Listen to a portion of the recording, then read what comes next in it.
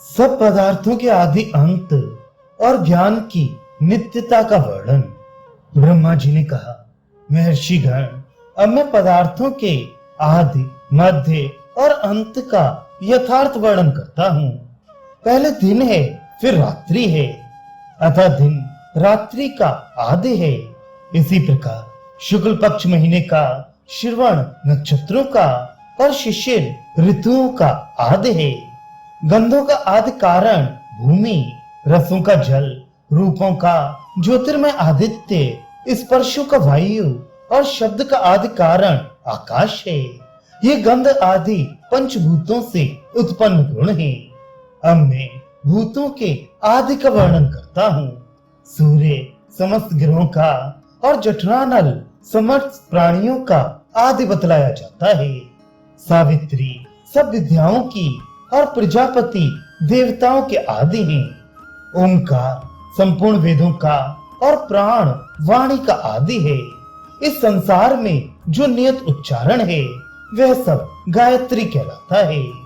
छंदों का आदि गायत्री और प्रजा का आदि सृष्टि का प्रारंभ काल है।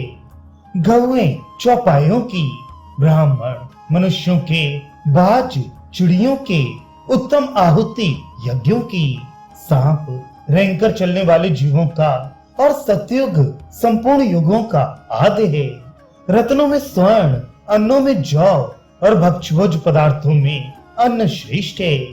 बहने वाले और पीने योग्य पदार्थों में जल उत्तम है।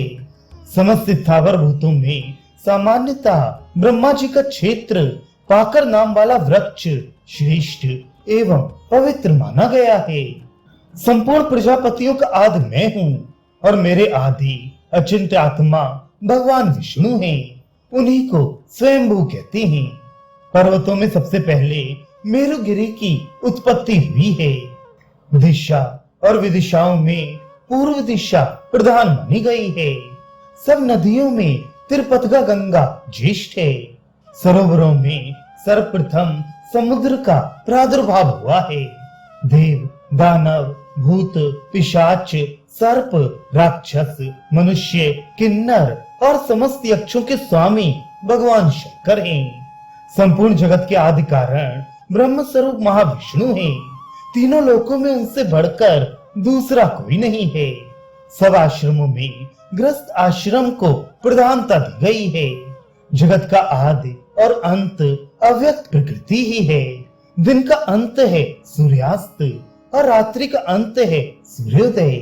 सुख का अंत सदा दुख है और दुख का अंत सदा सुख है। संग्रह का अंत है विनाश, ऊंचे चढ़ने का अंत है नीचे गिरना। संयोग का अंत है वियोग और जीवन का अंत है मृत्यु। जिन जिन वस्तुओं का निर्माण हुआ है उनका नाश अवश्यंभावी है। जो जन्म ले चुका है उसकी मृत्यु निश्चित है। इस जगत में स्थावर या जंगम कोई भी सदा रहने वाला नहीं है। यज्ञ, दान, तप, अध्ययन, व्रत और नियम इन सब का अंत होता है, केवल ज्ञान का अंत नहीं होता। इसलिए विशुद्ध ज्ञान के द्वारा जिसका चित्त शांत हो गया है, जिसकी इंद्रियां वश में हो चुकी हैं, तथा जो ममता और अहंकार से रहित हो गया है, वह सब पापों से मुक्त हो गया है। महर्षियों, मन के समान वेग वाला देह रूपी मनोरम काल चक्र निरंतर चल रहा है।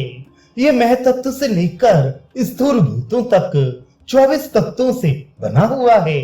इसकी गति कहीं भी नहीं रुकती। ये संसार बंधन का अनिवार्य कारण है। बुढ़ापा और शोक इसे घेरे हुए हैं। ये रोग और दुर्व्यसनों की उत्पत्ति का स्थान है। देश और काल के अनुसार विचरण करता रहता है। बुद्धि इस काल चक्र का सार, मन खंभा और इंद्रियां बंधन है। ये पंच महाभूतों के समूह से बना हुआ है। श्रम तथा व्यायाम इसके शब्द हैं। रात और दिन इस चक्र का संचालन करते हैं। सर्दी और गर्मी इसका घेरा है। सुख और दुख इसकी संधियां जोड़ हैं। भूख और प्यास इसके कीलक तथा धूप और छाया इसकी रेखा है। आंखों के खोलने और मीचने से इसकी व्याकुलता चंचलता प्रकट होती है। घोर मोहरूपी जल शोकाश्रु से यह व्याप्त रहता है। यह सदा ही गतिशील और अचेतन है।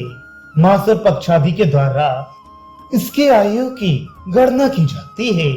ये कभी भी एक सी अवस्था में नहीं रहता। ऊपर नीचे और मध्यवर्ती लोकों में सदा चक्कर लगाता रहता है। तमोगुण के वश में होने पर इसकी पाप पंख में प्रवृत्ति होती है और रजोगुण का वेग इसे भिन्न भिन्न कर्मों में लगाया करता है। ये महान दर्प से उद्दीप्त रहता है। तीनों गुणों के अनुसार इसकी प्रवृत्ति देखी जाती है। मानसिक चिंता ही इस चक्र की बंधन पट्टिका है। ये सदा शोक और मृत्यु के वशीभूत रहने वाला तथा क्रिया और कारण से युक्त है। आसक्ति ही उसका दीर्घ विस्तार लंबाई चौड़ाई है। लोभ और तृष्णा ही इस चक्र को ऊंचे नीचे स्थानों में गिराने के हेतु है। अद्भुत अज्ञान माया इसकी उत्पत्ति का कारण है। भय और मोह इसे सब ओर से घेरे हुए हैं। ये प्राणियों को मोह में डालने वाला, आनंद और प्रीति के लिए विचरने वाला तथा काम और क्रोध का संग्रह करने वाला है। ये राग द्वेष आदि द्वंद्वों से युक्त जड़ देह रूपी काल चक्र ही देवताओं सहित संपूर्ण जगत की सृष्टि और संहार का कारण है। तत्व ज्ञान की प्राप्ति का भी यही साधन है। जो मनुष्य इस देहमय काल चक्र की प्रवृत्ति और निवृत्ति को अच्छी तरह जानता है, वह कभी मोह में नहीं पड़ता तथा संपूर्ण वासनाओं, सब प्रकार के द्वंद्वों और समस्त पापों से मुक्त होकर परम गति को प्राप्त होता है।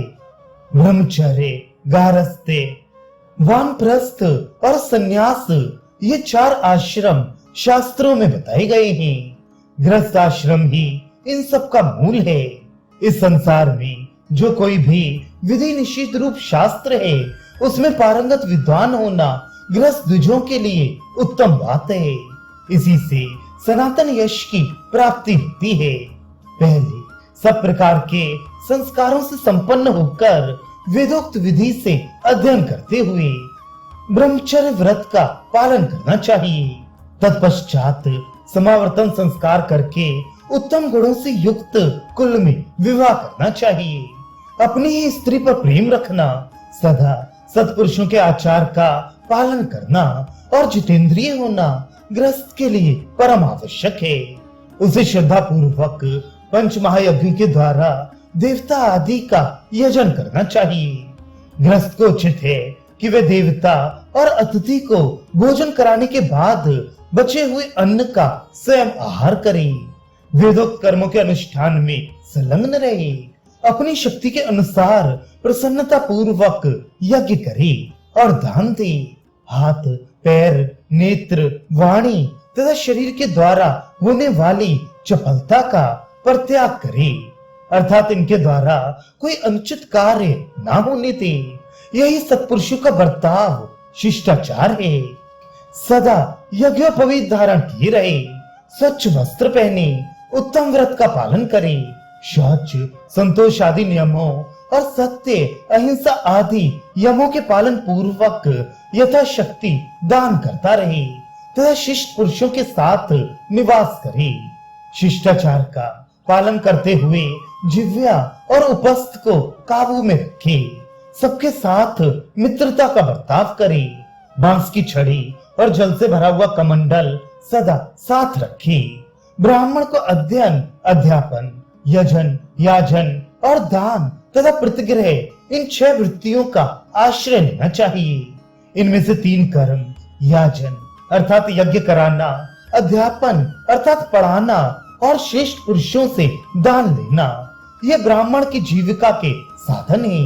और शेष 3 कर्म, दान, अध्ययन तथा यज्ञानुष्ठान करना, ये धर्मोपार्जन के लिए है। धर्म के ब्राह्मण को इनके पालन में कभी प्रमाद नहीं करना चाहिए। इंद्रिय संयमी, मित्र भाव से युक्त, क्षमावान, सब प्राणियों के प्रति समान भाव रखने वाला, मननशील, उत्तम व्रत का पालन करने वाला और पवित्रता से रहने वाला गृहस्थ ब्राह्मण सदा सावधान रहकर अपनी शक्ति के अनुसार यदि उपर्युक्त नियमों का पालन करता है तो वह स्वर्गलोक को जीत लेता है।